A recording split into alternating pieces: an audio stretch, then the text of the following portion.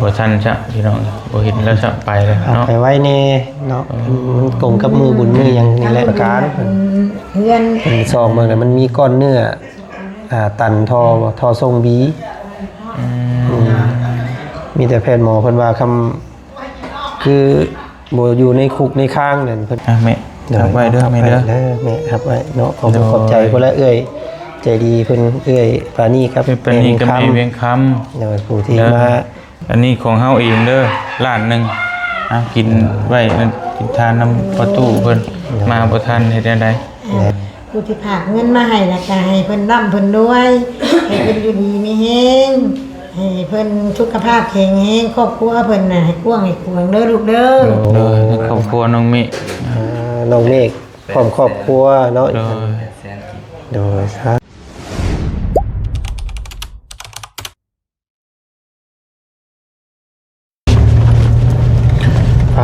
พี่น้องเห็นเนาะเปิดภาพมาบันนี้กับป้าโชมื่นหูมื่นตาพี่น้องเลยลิงจะได้กระโบทันเนาะพี่น้องเนาะโอ้ยคำจ่อยพี่น้องเลยทักทายสบายดีพ่อแม่พี่น้องเปิดสุขุสุคนพี่น้องเลยกับทักทายสบายดีเนาะเล่นบริพักบริเศร้าเลยอยู่ให้ท่านไปปรงศพพ่อประจันแต่บ่ท่านพี่น้องเห็นเนาะโอ้คำเรียบร้อยเห็ดในบ้านเล่นจนบริพักบริเศร้า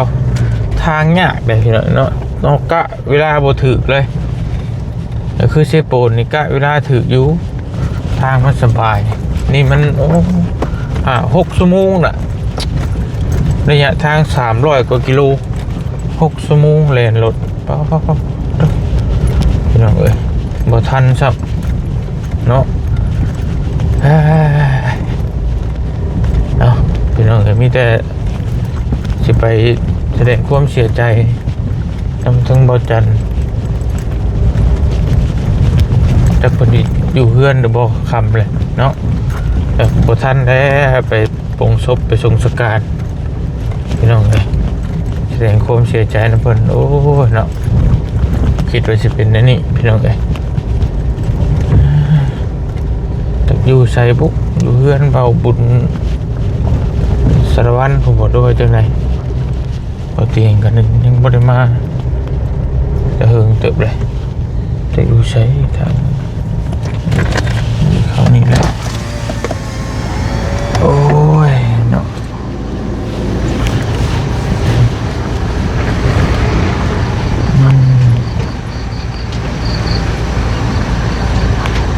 เสียดีบ้าน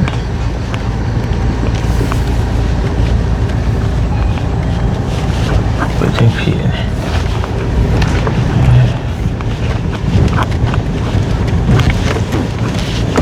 พี่น้องพูดแหละพี่น้องเนาะ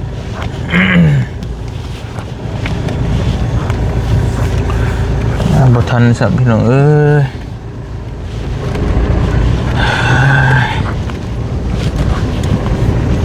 ไป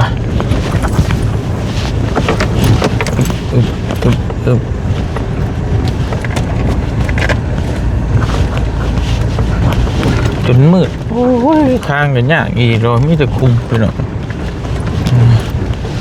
แลนไว้กับบ่ได้เนาะยันยางรถแตกคือตะกี้อีกยากอีกนึงก็ได้นี่ก็ไว้เติบเลยมานี่ก็ได้พี่น้องเอ้ย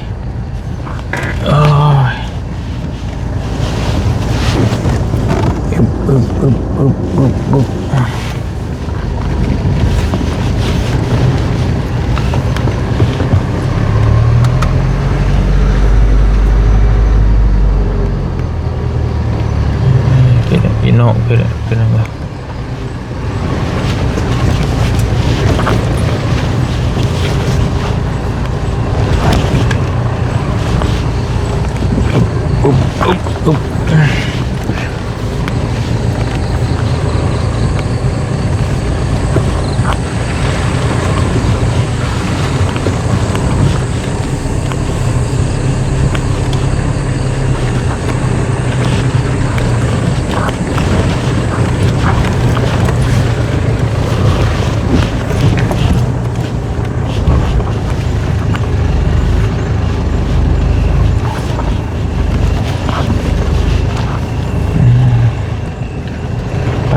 ไปเอ๊ะบ่นิวจังอยู่พี่บ่รถบ่นิวบ่เนาะอยู่พี่บ่พี่น้องเอ้ยไป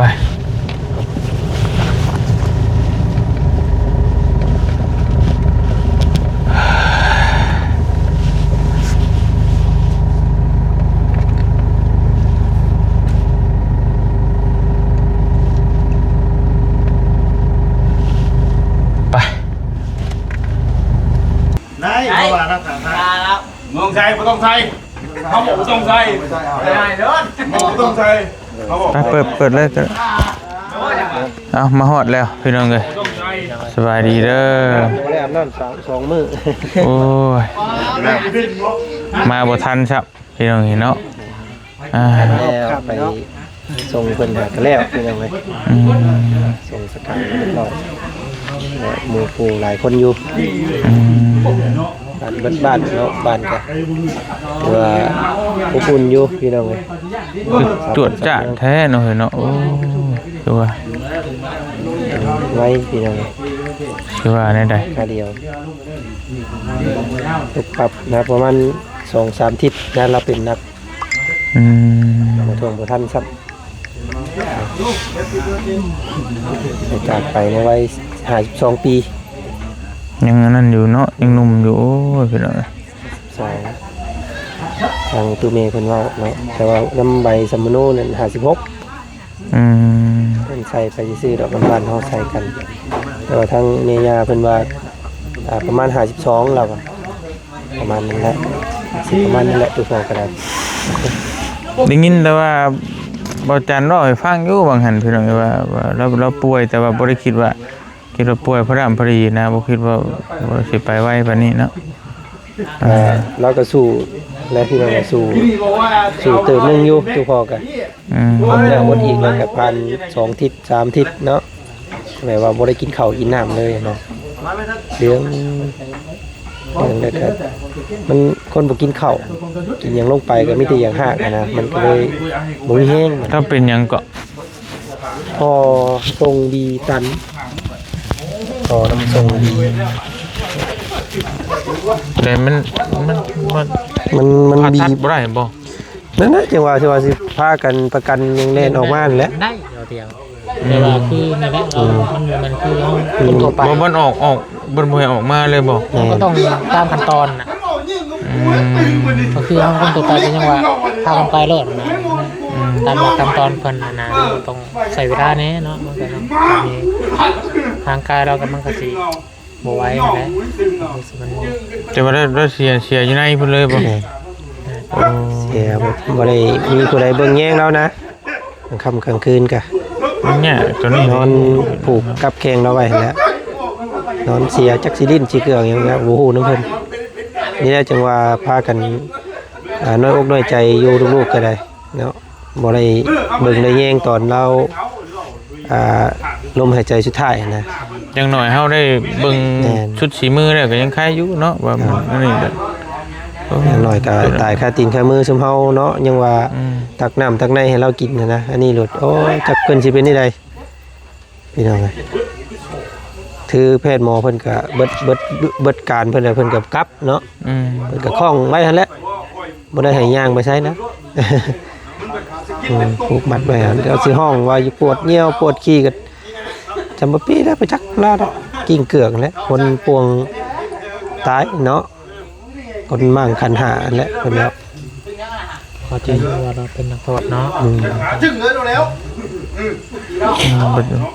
ตัวนี้แหละเนาะมันโอ้เป็นห้อง บาป แพทย์หมอเพิ่นก็เบิ่งอยู่แพทย์หมอเพิ่นก็เอาคือเอายาใส่อยู่แต่ว่ามันก็เป็นเวลาคือเพิ่นว่าแล้วเนาะมันบ่คือเด้อยู่โรงพยาบาลของหมอประจำนะเบิดเวรเพิ่นน่ะก็เพิ่นก็กัดนะมันบ่คืออยู่ทางนอก เห็นอยู่ผมเคยเห็นแล้วระบบเห็นผ่านมาแล้วก็บ่ว่าเป็นไรเห็นเต็มตาแล้วพี่น้องเอ้ยบ่เตียงสั่น ก็เห็นมาแล้วตอนรถเกิดอุบัติเหตุนั่นแหละเห็นจักนี่ระบบเป็นแบบไรจังได๋อยู่ ประมาณนั้นแหละ ไปอยู่ใน10 กว่ามื้อฮู้เลยแหละแล้วมันเป็นแบบไรแต่ว่านอกจากว่าถ้าเฮาแล่นออกมาอยู่นอกได้อาจสิโอเคอยู่แต่ว่ามันเราเป็นคดีนะนี่เนาะมันหลุดยากนิดนึงเป็นขาดกำลังว่าสิเล่นเรื่องอยู่ตามเรื่องให้อยู่แต่ว่ามันก็ซ่าแน่แหละมันตามขั้นตอนเนาะ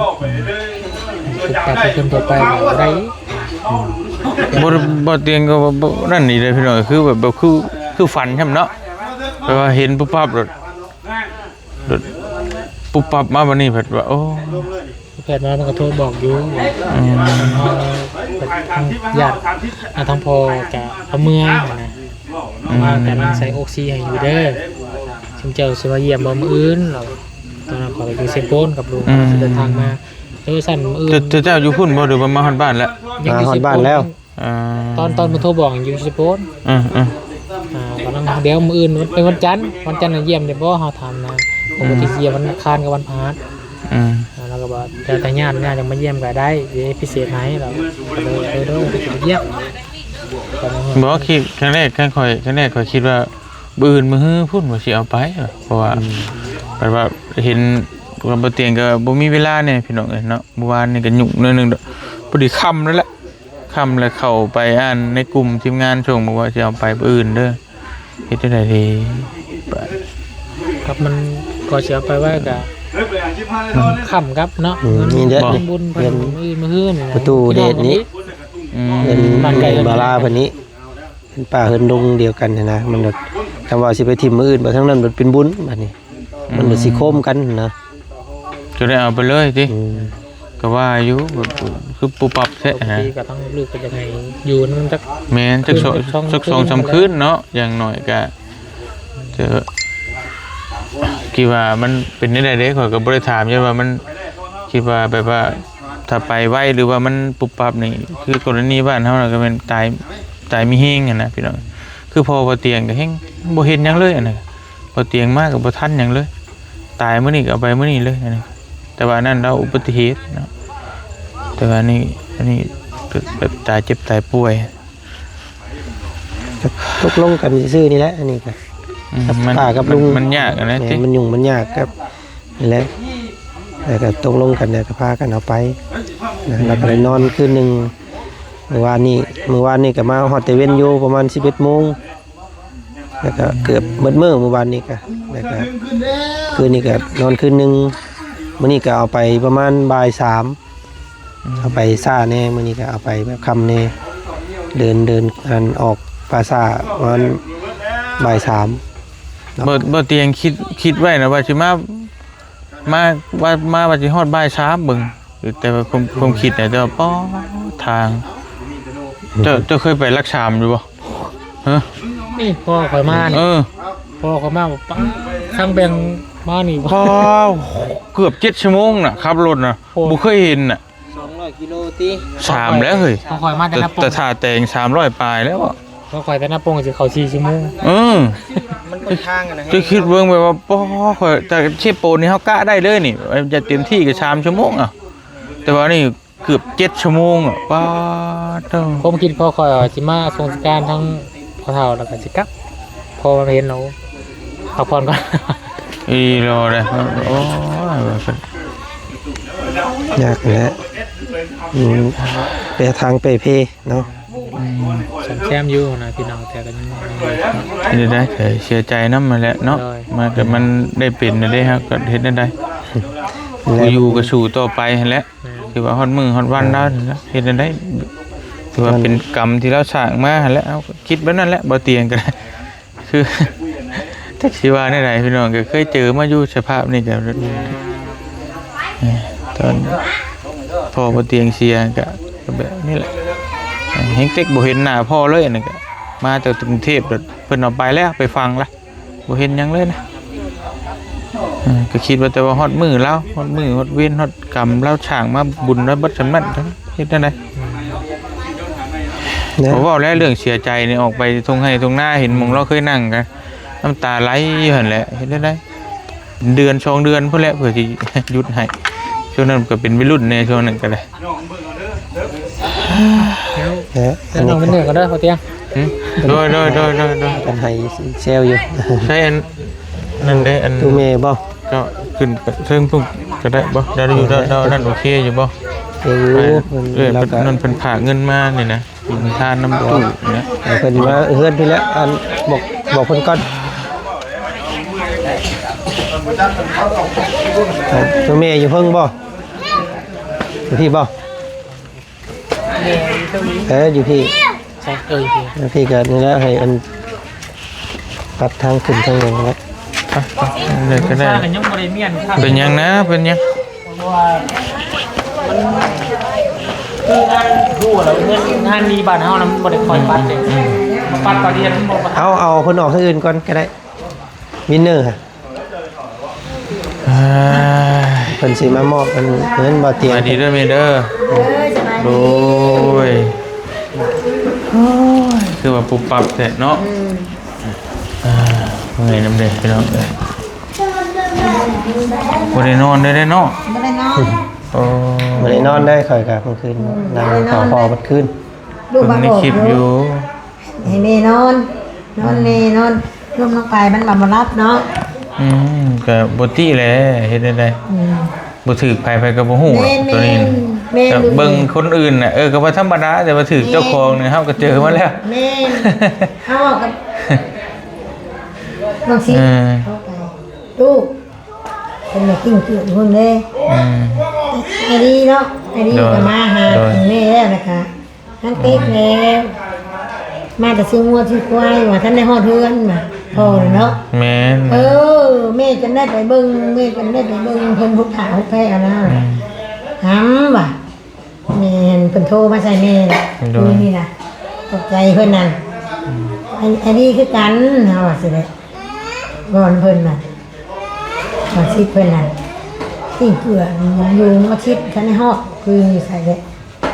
ท่านในฮอดคอท่านในฮอดแม่น่ะกะนี่เดือดเลยแล้วก็พี่เล่าวานไอ้นี่ทั้งนอนหัวใจมองหน้ไม่ต้องไปท่านในพ่อนะลูก แม่นผู้ใดบ่พ่อก็บ่ฮู้นะแต่ว่าเฮากับพ่อผ่านมาแล้วก็มันจะคำเว้านะเว้าบ่ออกดอก มันก็เบิดเท่านั้นแหละเฮ็ดได้เนาะความเสียใจแต่ว่าก็คิดจะว่าบ้านเมืองหมู่และหมู่บ้านเมืองหมู่ก็ยังผู้ไปผู้บ่เฮ็ดได้ก็อยู่ได้นำแบบนั้นแหละเฮ็ดได้คือว่าคิดว่าฮอดมื้อแล้วหั่นแหละคิดว่าก็มีแต่ห้องเต็กเนาะ โดย หมู่ก็คือการคนนั้นคนนี้คนนี้เลิกทุกประเทศ อาบน้ำแล้วบ่มื้อนี้สิ แล้ว น้ำกินข้าวแล้วบ่ สู้ๆและอดทนแหละน้ำลูกน้ำเต้าจะไปอยู่ผู้เดียวได้เด้อ อยู่น้ำลูกน้ำเต้าว่าไปนะ แม่นนั่นนะนี่น้องนิ้วถ้าคอยเมื่อดินบ้านนี่เพิ่นไปดินนั่นเบิดมื้อจะดินใช้เอาลูกไปดินเงินแล้วกันยังเมื่อดินโอ้ยยังบ่มีรถเพิ่นกินเท่ว่าหั่นน่ะถ้าเมื่อดินก็มันใหญ่นี่แหละเพิ่นพากินนั่นนี่น่ะไปกินแม่กินข้าวกินยังน่ะทำอยู่ผู้เดียวแล้วกันก็ล่างอ้างอยู่แหละมันสิมีอยู่แล้ว โอ้คืออีเมก็จนเป็นลมนะจนสลบพุ่นแหละก็จนเป่าน้ำเป่าหยังใครในจังหน่อยอยู่ ห้ามแต่เมนเวนและ โดย ทีเดียวเลยแบบ น่าก็นอนนี่แหละตู้เย็นน่ะกินกันน่าได้ก็สนใจหรอกน้ำเลยน้ำอย่างแต่ละนอนน่ะบ่ได้สนได้เป็นไรทางห้องมีงานกินอย่างปึ๊กแล้วจังบัดแล้วอยากจะคอยอยู่มากินน้ำตู้นั่นก็ดีก็มาอยู่น้ำโย พอสิมาทันเฮาก็ออกมาก็8-9 โมงเนี่ยก็ป้าโตทางยากก็ดอกก็ได้จากไทยก็เนาะ ก็ไกลแต่มันกล้าบ่ได้คือชำชิโปนกล้าได้อยู่ ไม่กล้าบ่ อยู่แข่งเชกองใต้ชุดพุ่นแหละแต่ว่าทางบ่ยากก็4 ชั่วโมงปลายนะอันนี้7 ชั่วโมงขับรถ บ่ทันซะพี่น้องบ่เห็นแล้วซะไปเลย เอา เนาะ ไปไว้แน่เนาะมันกงกับมือบุญมือหยังนี่แหละ ทำบุญแบบบุญเพื่อนเดียวกัน ที่คิดว่าผู้อื่นมาฮื้อพุ่นว่าสิเอาไปว่าก็เลยว่าแบบมาเบิ่งในหมู่ชงบอกคำแล้วหมู่แรงวาน มื้อนี้ก็เพิ่นร่วมบ่พากันร่วมอยู่บ่ได้ เมื่ เมื่อ อ ซ้ํ ยุ่งหักว่ามื่ออื่นจะให้เมื่อโรดบ่าเอาจะเมื่อห้าเป็นฮะกินเพิ่นโรดแล้วเป็นยังอยู่ทั้งนี้อยู่ เมียนมัดทางนี้ก็ยังบ่พากันแล้วกิน แล้ว ปัดกวดเฮือนก็ยังบ่ทันได้ปัดแล้วซ้ำนะ เอา เฮ็ ไป ดบุญน้ำตู้ไปก็ ตู้เดช ตู้เด็ดบ่ แม่แล้วเป็นผู้ที่เพิ่นเสียมื้ออันล่าสุดนี่แหละ แบบนั่นกันเลยเนาะจ่อกันเลย มันได้แต่มันนี่เดี๋ยวเพิ่นมานอนน้ำน้องคนนี้เนี่ยมื้ออื่นน่ะเพิ่นสิมื้อนอนน้ำมันดานผู้นั้นดานนั่นดีได้แล้วได้พ่ออยู่ค่ำอยู่มีหมอกินแย่ ชุ่มเคยเหมือนกันคุยกับพวกตุ๊ก ชุ่มเคยแล้วก็บ่ได้อยู่ว่าวนั้นออกมาหาน้องที่ก่อน เฮ็ดเด้อว่ะ ไป ป่าแน่แต่งลงวัดแน่ เป็นกระต้าเป็นอย่างนี้แล้วน้ำเลย เห็นแล้วเฮ็ดได้ก็อดทนเอาเด้อเฮ็ดได้อยู่นำลูกนำเต้าไปนี่แล้ว คือตรงงูอ่ะ อืม งูก็คือกัน ก็เข้าใจอยู่ดอกแบบตอนนั้นก็คืออีเมก็จนสิเป็นบ้าเป็นง่วแล้วตอนนี้พอเชียร์นะก็ตั้งแล้วป่วงไปแล้ว ก็ไปเนาะก็ยังหันตอนนั้นอยู่ แต่เดือนด้านนั้นก็เดือนจะ3คนเฮากับหมอลี่ฮะบัดตอนพี่น้องเมื่อเบิดแล้วบัดบัด2-3มื้อพี่น้องอยู่นำอยู่บัดพี่น้องเมื่อเบิดแล้วบ่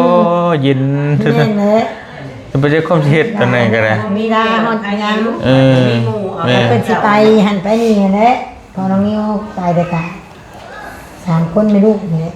ลูกน้ำหลานไปนี่แล้วเห็นบ่ลูกน้ำหลานเป็นได้เฮ็ดได้เนาะมันได้เป็นได้ซั่นอดทนไปนี่แล้วเฮาก็จักสิว่าได้เนาะคำว่ามันเนี่ยมันช่วยกันนั่นเป็นเราแบบโอ้เหมาะเจาะด้วยไปเป็นตอนไปอยู่หั่น คืออยู่นอกอยู่หน้าเฮาก็อาจจะดื้ออาจจะได้จังแล มันคืออันบ่แล้วย้อนตัวนั้นแล้ว เยอะว่ะแต่อยู่บ้านป่ะจักแต่เจ็บแขนยังได้กินยาไม่ออกว่ะ แม่น ไม่ได้เป็นยังว่ะ บ่ได้ค่อย ไปเป็นแม่นั่นเลยก็คือว่าเป็นพญา ไม่ค่อยเจ็บนั่นนี่บ่ คือมีแต่โฮมเนาะบัดไปนะ นั่นโดนนะ ผู้ชายเพิ่นก็เว้าอยู่แข็งแรงดีหรอกเนาะแม่พอแล้วบ่เคยเป็นหยังนะ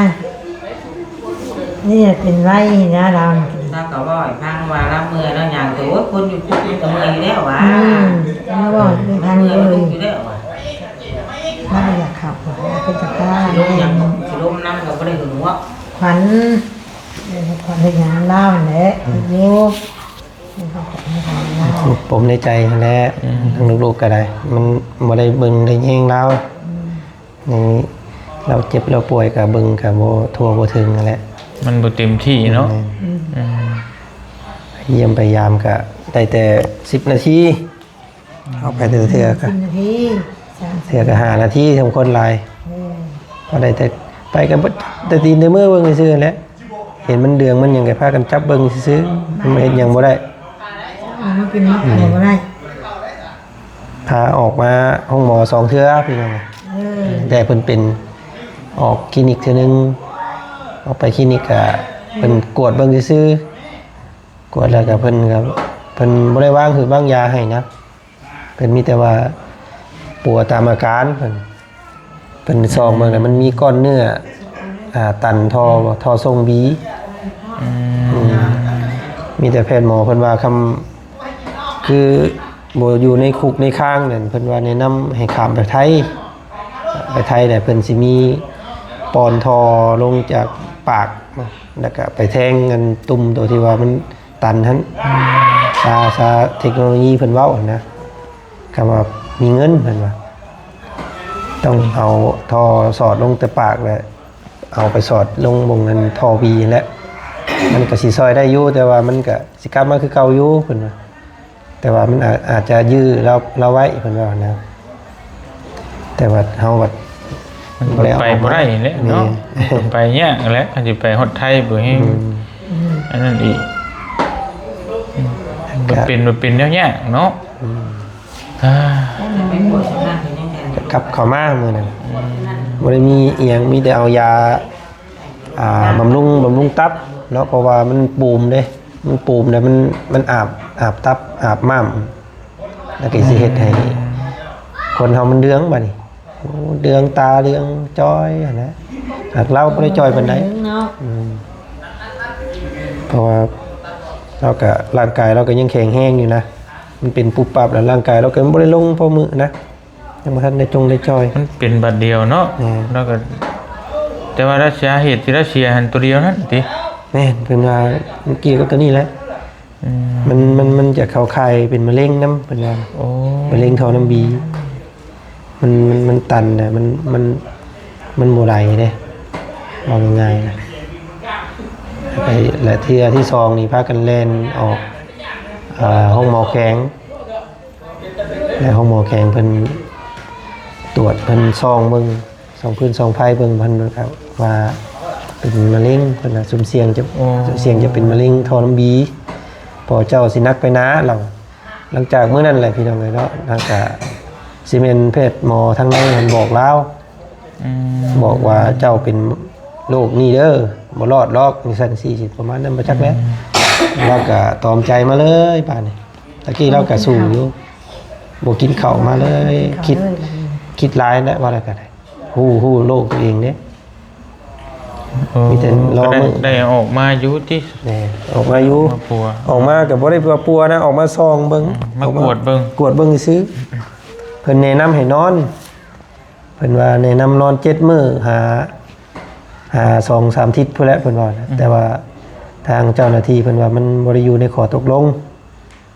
แล่นออกมาตรวจซื้อนะเฮาแล่นออกตรวจซื้อมื้อนั้นน่ะครับบ่ได้ว่าแล่นออกออกปีนออกปัวก็เลยเพิ่นก็ตรวจฮู้โรคแล้วก็เพิ่นก็นำเข้าคือเก่า เพิ่นไปนำได้เนาะ 4-5 คนพุ่นแหละใส่โซ่ลำอยู่หั่นแหล้ว โลกกันลามแล้วกันยางย่อยไปและ ก็เป็นกฎระเบียบเพิ่นเนาะเฮาก็บ่ติเพิ่น ที่ได้ ทางกฎระเบียบ เอ้ามาบ่ทันจำพี่น้องไงพอดีอันนี้อันน่ะทางเอื้อยฮักเฮานั่นแหละเอ้ยอันน่ะปันนี้ก็แม่เวียงคำเพิ่นพากมากินทานน้ำตู้พ่อหั่นแล้ว แต่กลับมาบ่ทันมีแต่ที่มอบไว้ให้เจ้าเนาะไว้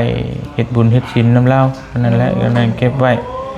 เงิน200ก็ประมาณ4ล้าน2นี่แหละเป็นเอาเลย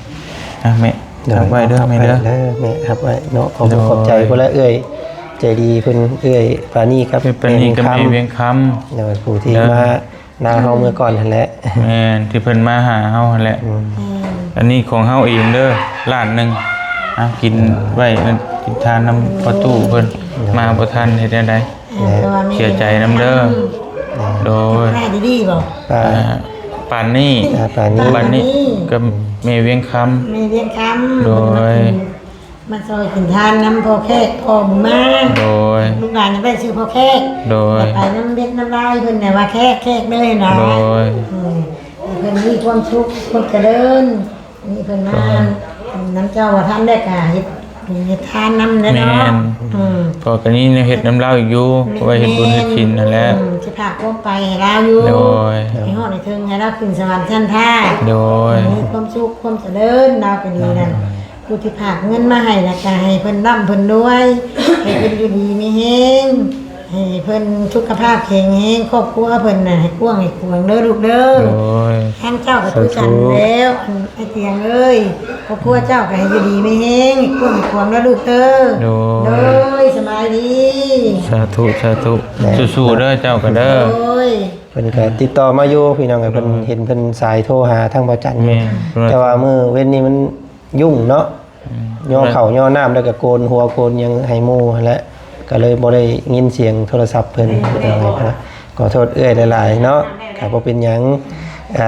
บ่ทวงบ่ทันพี่น้องเอ้ยเนาะก็ ทางบ่เตียงเพิ่นก็นี่แหละในระยะเวลาเนาะมันไกลกันก็บ่เป็นหยัง จะ ดอก ประชันชิดหน่อยหนึงเนาะ เด้อ ถ้าจังหวะอยู่บ้านก็สิมาทันอยู่พี่น้อง หน้า แต่ ที่ ว่า การงานต่างกัน อยู่ไกลหน่อยหนึงถ้าไปเตลเซโปนก็อาจจะไว้อยู่นิดแต่ว่าอันนี้มันก็ไกลนิดจักหน่อย กับบ่คิดนะบ่คิดว่าสิเอาไปมื้อนี้แหละก็เลยแบบเฮาก็ชะล่าใจว่าบ่ได้เบิ่งในคลิปนี่หยังบัดมาฮู้แล้วคำซำนี้แหละเห็นทีมงานส่งเข้าในกลุ่มว่าเชื่อก็เลยส่งถามว่าเอาไปมื้ออื่นเด้อก็เลยว่าว้าวก็เลยมาตื่นมาเช้าจังมาก็บ่เช้าปานใดแหละ8 9 โมงแหละเป็นยังไงเนาะ และเอาเฮ็ดบุญทำทานแล้วเนาะเอาไว้ใช้จ่ายค่าสิ้นค่าไข่นี่แหละยังบ่ได้จ่ายเพิ่นค่าหีบค่าศพนี่แหละพี่น้องเนาะยังหลายอย่างอยู่ยังสิพากันสรุปแล้วก็สิบริหารเบิ่งและเงินแม่พ่อใจดีหลายท่านอยู่เพิ่นร่วมกินทานนํเนาะทางต่างประเทศคือกันเพิ่นก็โอ้ยว่าซั่นเนาะบ่คิดบ่พันว่าสิไปไวขนาดนี้ทางพวกเฮาเองก็บ่ได้คิดคือกันพี่น้อง แม่น มีแต่ว่าคิดว่าอยากเอาเพิ่นออกมาปินมาปัวขนาดเนาะบ่ได้คิดว่าสิเอามาแบบบ่มีลมหายใจแบบซี่ขนาดเนาะ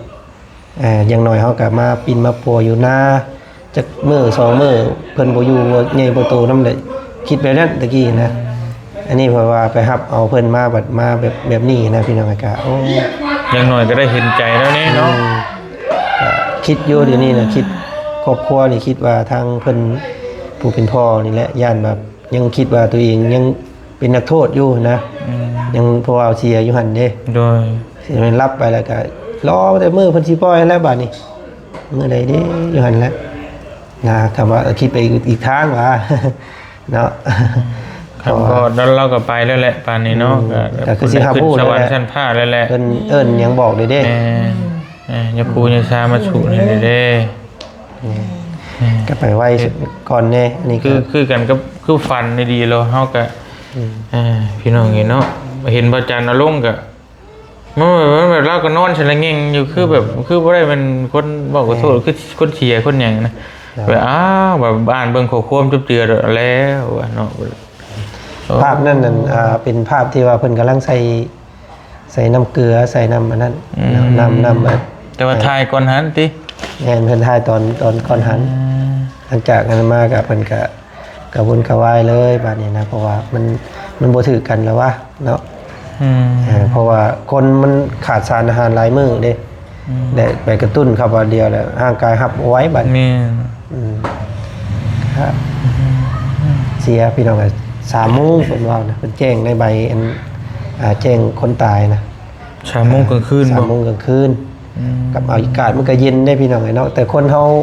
บ่เป็นโรคเป็นภัยก็ยังเกือบว่าอยากแข็งผู้ใดเนาะสอนเศร้าแล้วก็สถานที่เพิ่นก็มันล้นออกมาจากสุขศาลาน้อยเพิ่นนะมันเหลือจากสุขศาลาได้เพิ่นก็เสริมออกมานะมันก็นอนพากันนอนอยู่เดินนั่นแหละ อยู่ใส่อยู่ราชหกบ่ แม่นมันกับคนป่วยเพิ่นก็หลายเนาะขอโทษก็หลายบ่ว่าแล้ว สมปีและพี่น้องเอ้ย แต่มีแต่สู่ไปแล้วผู้อยู่ก็สู่ไปแล้วเฮ็ดได้เนาะมัน เฮ็ดได้ เอามีลมผู้มีลมหายใจก็สู่ไปเราก็ไปดีเด้ถ้าสิคิดอยู่หั่นก็บ่แล้วบ่ลืมแลเฮ็ดได้คิดไปกลับมาอยู่หั่นแหละแต่ก็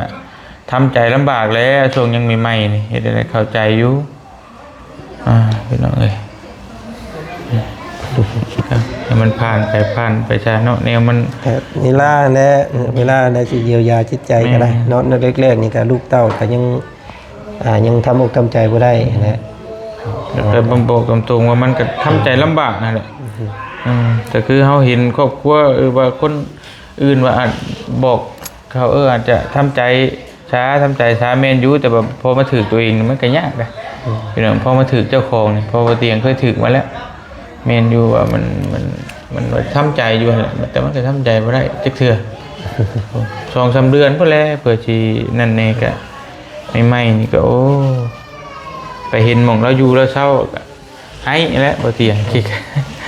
ความคิดของลูกๆเดี๋ยวนี้นั่นคิดเห็นตอนที่พ่อเพิ่นเสียนี่นะพี่น้องเนาะแบบว่าคิดคล้ายๆแบบว่าเฮามองเห็นเนาะเฮาเห็นในกล้องอันวงจรวงหยังสินะ เห็นเด็กน้อยกำลังสิจมน้อยจมหยังสิแต่ว่าเฮาฮู้อยู่เฮาเห็นอยู่เขาตกน้ำหั่นนะแต่เฮาบ่สามารถไปดึงเพิ่นขึ้นน้ำได้หั่นนะเนาะนี่ก็แบบเดียวกันฮู้อยู่ว่าพอป่วยยางออกมาแต่ละมื้อก็แทบจะบ่มีแฮงออกมาหาลูกหาเต้าแต่ว่าพอมีปัญญาซอยเพิ่นนะเนาะจักโอ้ยหยังวะ ตัวนั้นแหละมันเสียใจชุดเนาะ ใจตัวนั้นพี่น้องเอ้ย มันคือว่าเฮารักษาเราบ่ได้บ่เต็มที่ เป็นกรรมของเราแหละว่าซั่นซะเราเฮ็ดเองเนาะเป็นไก่เพิ่นสร้างเองเพิ่นบ่มีผู้ใดบีบบังคับให้เพิ่นเข้าไปเพิ่นเฮ็ดเองเพิ่นเด้เพิ่นถือมาในนั้นขาดเพิ่นซั่นล่ะวะ แต่มีแต่คิดแบบนั้นแหละเพราะมันเฮ็ดได้เฮามันก็หนีบ่พ้นเรื่องกรรมมาแล้วคือว่าแหละเป็นกรรมบ่ได้เฮ็ดมาแบบใดก็แม่นอยู่เฮ็ดมาแบบใดก็แบบนั้นจะได้รับแบบนั้นแหละแต่ว่าผู้ลูกนี่แหละมันกรรมแบบใดคือพ่อเนาะเอาได้ก็เฮ็ดได้แล้วที่สร้างมาแบบใดก็พ่อน่ะเอ้าก็เสียใจอยู่ดีนั่นแหละเฮ็ดแนวใดคือบ่พอบ่เตียงกับขี่รถไปอยู่ดีแบบว่าคล้อยลงข้างทางแบบตายซะเนาะคือแบบว่ามันคือว่าง่ายโพดน่ะนั่นก็แบบว่า ฮอดมือ เจอฮอนมือนะก็คิดไปบ่แล้วบ่ลืมดูคิดไปบ่แล้วบ่ลืมแต่ก็ได้แต่คิดจะมาฮอนมือแล้วหั่นแหละนั่นก็ได้แรกๆก็ทำใจบ่ได้เลยพี่น้องเพิ่งไปพุ่นแหละเฮ็ดได้เอาสู่เด้อ โดย เฮ็ดได้เราได้จากเข้าไปได้เด้อ เอาขอบใจกับใจละลายเด้อเนาะทางเอ้ยปานี่กับแม่เวียงคำเด้อเนาะที่ว่าส่งปัจจิตปัจจัยเนาะมาซอยกินทานนำพอบุญมาซื้อเพิ่นเนาะอายุก็ประมาณ52พี่น้องเอ้ยทางแม่ย่าเว้าเนาะนั่นแหละเนาะก็เอ้ยก็บ่ลุงบ่ลืมพี่น้องเอ้ยเนาะก็ยังใดก็เพิ่นก็บ่ใหญ่บ่โตนำเนาะอันนี้แล้วก็ขอมุกขอบใจเด้อเด้อเนาะขอมุกขอบใจครับแม่เนาะที่บ่ป้าบ่ทิ่มพวกลูกดูแลตลอดมาเนาะก็ขอให้เอ้ยกับแม่อยู่พุ่นก็จงอยู่ดีมีแห้งเนาะปราศจากโรคภัยไข้เจ็บไปทางใดมาทางใดก็ด้วยความตลอดปลอดภัยเนาะมีแต่คนฮักคนแพงเด้อเด้อเนาะนี่แหละเฮ็ดบุญนำตู้พ่อเพิ่นซำนี้ก็ให้กลับคืนหาเอ้ยกับแม่หลายพันเท่าผู้เด้อเอ้ยเด้อเนาะสาธุ สาธุ และน้องๆก็จะสิหาคำใดมาตอบบุญแทนคุณเอ้ยเพิ่นก็ซอยพวกเฮาหลายพี่น้องเอ้ยเนาะเป็นระยะ 2-3 ปีผ่านมา หาบ่จันอยู่แต่ว่าเราก็ว่าเข้าใจอยู่บ่มีเวลาครับโทรศัพท์เนาะตั้งยุ่งตั้งหยังตั้งยากก็ที่แรงงานแบบนี้ บ่ได้อยู่นํโทรศัพท์เลยมือเห็นปะไว้ในกระเป๋าแล้วก็ย่อเข้าย่อน้ำนี่ยันบ่ทันนี่เพราะว่ามันเวลามันค่ำเข้าแล้วนะบัดคนที่จะบวชนำบัดก็หลายแน่บัดนี้กับบ่จันเองเป็นผู้ตัดผมตัดหยังให้เพิ่นนะครับก็เลยบ่ได้จับโทรศัพท์เลยมีแต่ให้แม่น้องเชอเพิ่นหา ถ่ายให้พี่น้องไอ้นอกคลิปก็ได้แล้วก็เรียบร้อยแล้วพี่น้องก็จูดยังก็บ่ได้ค้างบ่ได้ค่าพอเพิ่นก็แล้วก็ถือว่าบ่อยากให้ยากลูกยากเต้าไปชักแหละแล้วจังว่าจะไปไว้แบบซี่นะจูดก็บ่ได้ว่านานนั่นใหม่หยังว่าไปคือใหม่อันหมอนไม่เสื้อนี่คือบ่ได้แม่นจูดคนนี่พี่น้องเอ้ยแล้วก็โอ้จังว่าบุญเราบ่ว่ะ บ่ได้ตกบ่ได้ง่ายไปทางใด เปิดเรื่องเฮ็ดบุญเฮ็ดศีลทันได้ว่าติ ยังตัวนี้ยังบ่เตียงเลยผู้แลตั้งรักตักยังมักได้ก่อนเนาะผู้แลเท้าไปมันปุ่งมันเงยขึ้นอีกสักหน่อยก่อน มันก็เว้าถึงการใช้จ่ายเนาะเฮ็ดบุญนี่มันเฮ็ดให้ดีได้พี่น้องบ้านเฮาพากันฮุบกันห่อเมื่อดีได้ผู้มาก็ได้ถ้ามาเฮ็ดดินธรรมดานี่ยันอายขี้ปากหมูหั่นนะมันห่วงบ่พอ และห่วงช่วงปีหน้าพุ่นแหละเนาะจังว่ากัน เอาซะพี่น้องมีแต่แนั้นแหละบ่เตียงก็มาฮอดแล้วแต่บ่ทันเนาะเพราะว่ามันก็ไกลนิดนึงไกลแล้วก็ทางยากนี่พี่น้องยอมรับว่าทางยากอีหลีเนาะ บ่เป็นหยังดอกพี่น้องมาก็เพิ่นก็ท่านก็มันก็บ่มีลมหายใจคือเก่าตัวพ่อก็ได้นะนี่แหละพวกอันทางบ่จันคิดกับแม่กับอันนั้นน่ะว่าเอาไว้หลายมื้อหลายวันก็มันก็ความรู้สึกคือเก่าหั่นนะเพิ่นนอนบ่ได้รู้สึกหยังแล้วนะ เพิ่นได้จากเข้าไปแล้วเนาะ แม่น กับไปไว้ไปซากก็มีค่าสำคัญนะ โดย ซาพอจันคิดเองอันนี้ก็เลยว่าเอาไปมือนี่กับมันกับบ่ผิดกับทั้งบุญทั้งศีลแน่กับบ่ถึงบ้านถึงเมืองแน่นะบ่ได้อยู่หลายมื้ออันนี้ก็เพิ่นจักสิให้เสียบ้านเสียเมืองไปจักแม่บ่เฮาเสียทางอื่นแต่นำเข้ามาแบบนี้ นี่หมู ได้เสียได้หีดบ้าน แนวนี้อยู่ผีไหน ได้เสียหีดนั่นแหละ ว่ามันเสียอยู่ทางอื่นนะเฮาเอาเข้าบ้านเด้ เสียมาแต่ไทยแต่ไทยก็ยากนะ แต่ว่ามันเสียทั้งอื่นแล้วเข้าบ้านได้ก็จะมีหีดเพิ่นนะ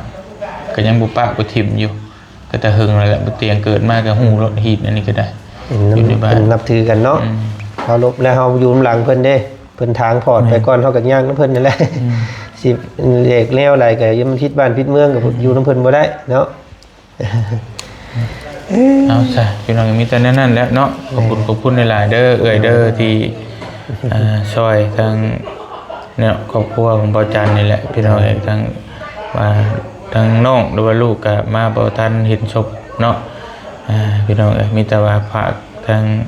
ตุเมเพิ่นเก็บไว้เฮ็ดบุญเฮ็ดศีลนำพ่อเพิ่นเนาะขอขอบคุณขอบใจหลายๆเอ้ยกับแม่ที่บ่ลืมทั้งน้องนุ่งบ่ว่าสิเฮ็ดหยังบ่ว่าสิมีเวียกมีงานหยังก็บ่เคยลืมขอบคุญขอบคุณขอบใจหลายๆขออยู่ดีมีแฮงเด้อเอ้ยแล้วก็แม่พร้อมครอบพร้อมครัวเดินทางไปทางไหนก็ตลอดปลอดภัยเด้อให้อยู่ดีมีแฮงเนาะสาธุไปตัวเตียงก็สิขอตัวจบมาเพียงเท่านี้ก่อนทางดินน้ำบ่จันจะเล็กจะน้อยจังสิกลับให้น้องเลย น้องชายก็มาก็บ่ทันได้ครับ เลยทางบะหมี่ก็สิกินทานน้ำตู้พอเพิ่นเนาะ เป็นท่านเฮาแล้วจะครับครอบครัวทุกครัวทุกมี โอ้ เลยครอบครัวน้องมิ น้องเมฆพร้อมครอบครัวเนาะ เลย แสนกี่ โดยสาน้องก็มกขอบใจแม่อันอวยพรให้น้องเมฆเพิ่นได้ เลยมีความสุขความเจริญให้เจ้าร่ำเจริญเจ้ามีครูมีชีเด้อลูกเด้อที่ว่าหาเงินมาให้น้ำบ่มาแล้วก็สิปากร่วมไปบอกเราไปบุญชีวิตเลยให้ดาวอันขึ้นสวรรค์ชั้น5น้ำผู้เคยไปพุ่นแล้วแต่ก็มาอวยพรให้ลูกได้ร่ำรวยเด้อลูกเด้อให้อยู่ดีมีแรงสุขภาพแข็งแรงครอบครัวเจ้าก็ให้กว้างให้ขวางเด้อลูกเด้อสบายดี สาธุสาธุ ขอบใจหลายๆน้องเมฆเนาะทีนี้น้ำจิตน้ำใจซอยกินทานน้ำตู้พอกะตู้พอเพิ่นก็คือสิได้รับได้ฮู้นั่นแหละเนาะ โดย ไปดีไปสุขนั่นแหละพ่อก็ได้เฮ็ดนี่ได้เนาะหมดเจ็บปวดนั่นแหละบัดนี้เราขอบใจหลายๆพี่น้องเด้อ สู้ๆเนาะผู้อยู่ก็ได้เฮ็ดได้พี่น้องเอ้ย มันน้ำหูน้ำตากระเบิดแล้วพี่น้องเอ้ยเนาะมันเมื่อยมาให้แล้ว